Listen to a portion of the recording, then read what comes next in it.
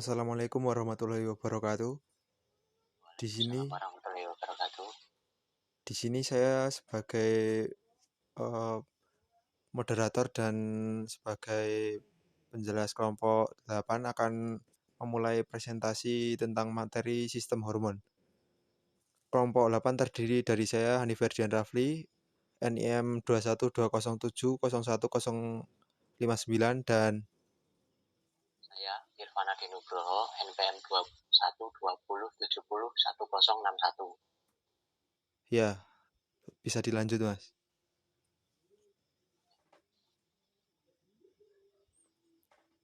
Pengertian hormon. Hormon yaitu pembawa pesan kimiawi antar sel atau antar kelompok sel. Semua organisme multiseluler memiliki hormon dan bisa memproduksi hormon. Hormon beredar dalam sirkulasi darah dan cairan sel untuk mencari sel target. Ketika hormon menemukan sel target, hormon akan meningkatkan protein reseptornya dan mengirimkan sinyal. Reseptor akan menerima sinyal tersebut dan bereaksi baik dengan mempengaruhi ekspresi genetik sel atau mengubah aktivitas protein seluler. Termasuk diantaranya adalah perangsangan atau penghambatan pertumbuhan serta apoptosis dan kematian terprogram, pengaktifan atau penonaktifan sistem imun, pengaturan metabolisme dan pemersiapan aktivitas baru, misalnya terbang, kawin, dan perawatan anak, atau fase kehidupan yang lainnya. Lanjut, Mas.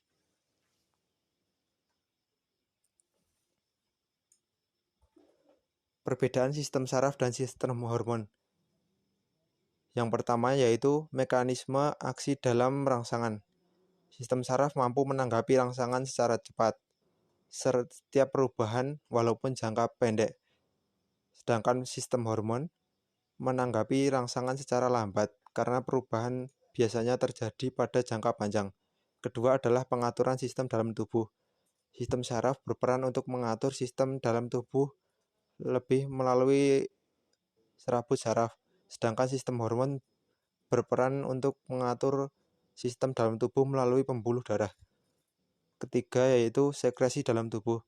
Sistem saraf disekresikan dalam jangka pendek, sedangkan sistem hormon disekresikan dalam jangka panjang. Keempat yaitu komunikasi antar organ tubuh. Sistem saraf, komunikasi antar organ tubuh dilakukan melalui sistem sirkulatis, sedangkan dalam sistem hormon komunikasi dalam organ tubuh dilakukan dengan neutron melalui setiap isi sel. Kelenjar yang menghasilkan hormon. Yang pertama adalah kelenjar pituitari. Kelenjar pituitari adalah kelenjar hipofisis yang terletak di bagian dasar otak. Ini dijuluki sebagai the master gland. Kelenjar ini berperan dalam memproduksi hormon yang bertugas untuk mengatur berbagai organ dan kelenjar lain, seperti kelenjar tiroid, organ reproduksi, dan kelenjar adrenal. Kelenjar pituitari memiliki tugas untuk menghasilkan beberapa hormon berikut ini. Yang pertama hormon TSH, yang kedua hormon pertumbuhan, yang ketiga hormon FSH, dan yang keempat hormon ACTH. Hormon perangsang yaitu hormon yang meningkatkan pigmentasi kulit ketika terpapar radiasi sinar ultraviolet. Sedangkan hormon empafin dan endorfin yaitu hormon yang berperan dalam mengendalikan rasa sakit dan menimbulkan perasaan gembira.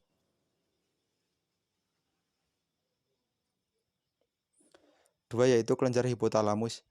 Hipotalamus juga terletak di dasar otak, berdekatan dengan kelenjar hipofisis.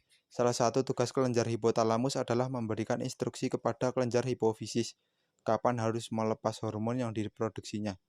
Selain itu, kelenjar ini juga berperan dalam menghasilkan hormon oksitosin yang bertugas untuk merangsang kontraksi rahim menjelang persalinan, mengendalikan emosi dan libido, serta memelihara kesehatan sistem reproduksi. Ketiga yaitu kelenjar adrenal. Kelenjar adrenal terletak di atas ginjal ini bertugas untuk menghasilkan beberapa jenis hormon, antara lain hormon androgen, aldosteron, adrenalin, dan non-adrenalin. Fungsi dari hormon-hormon tersebut adalah mengendalikan tekanan darah serta kadar elektrolit dan gula darah dalam tubuh.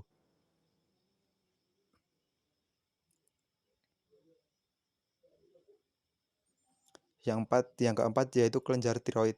Kelenjar tiroid berbentuk seperti kupu-kupu dan berada di dalam leher. Kelenjar ini berfungsi untuk memproduksi hormon tiroid. Hormon tiroid berperan penting dalam mengatur metabolisme serta pertumbuhan dan kinerja berbagai organ tubuh. Yang kelima yaitu kelenjar paratiroid. Kelenjar paratiroid terletak di dekat kelenjar tiroid ini bertugas untuk memproduksi hormon paratiroid, yaitu hormon pengatur keseimbangan kalsium di dalam tubuh. Yang keenam, kelenjar timus. Kelenjar timus merupakan bagian dari sistem kekebalan tubuh yang terletak di belakang tulang dada. Salah satu fungsinya adalah memproduksi sel darah putih yang disebut limfosit T. Sel ini bertugas untuk melawan bakteri dan virus penyebab penyakit serta mencegah pertumbuhan sel kanker.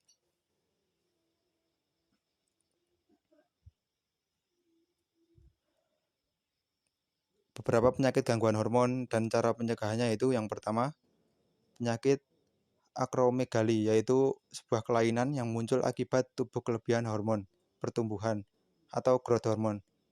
Akibatnya akan terjadi pertumbuhan berlebihan pada jaringan tubuh tertentu. Penanganan penyakit ini bisa dilakukan dengan beberapa cara, yaitu dengan obat-obatan, dengan operasi, dan dengan radioterapi. Contoh obatnya adalah bromocriptine, octreotide, dan pegfisoman. Kedua yaitu hipotiroidisme, adalah suatu kondisi ketika tiroid terganggu dan tidak menghasilkan cukup hormon. Hipotiroidisme menyebabkan proses metabolisme tubuh akan semakin lambat, sehingga energi yang diproduksi tubuh akan berkurang. Cara penanganan penyakit ini adalah menggunakan obat-obatan, yaitu mengonsumsi obat yang berisi tiroid sintetis, yaitu levotiroxin. Sekian penjelasan dari saya. Silakan jika ada pertanyaan. Sebentar. Pertanyaannya, apa fungsi sistem saraf dan sistem hormon? Tolong dijelaskan, Mas.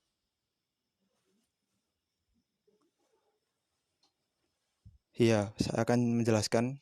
Fungsi sistem saraf yaitu adalah untuk mengatur rangsangan yang diterima oleh tubuh, lalu diteruskan ke beberapa reseptor seperti otak atau susunan tulang belakang, kemudian akan diterjemahkan menjadi suatu gejala tubuh. Sedangkan fungsi sistem hormon yaitu untuk menghasilkan hormon yang berfungsi untuk mengendalikan beberapa organ tubuh dan akan menjadi suatu hasil saat organ tubuh tersebut bekerja. Apakah jelas, Mas? Ya, sudah jelas. Terima kasih. Baik, Mas, sama-sama. Sekian presentasi dari kelompok kami, kelompok 8 yang bisa kami sampaikan. Bila banyak salah kurangnya kami mohon maaf. Wassalamualaikum warahmatullahi wabarakatuh. Waalaikumsalam warahmatullahi wabarakatuh.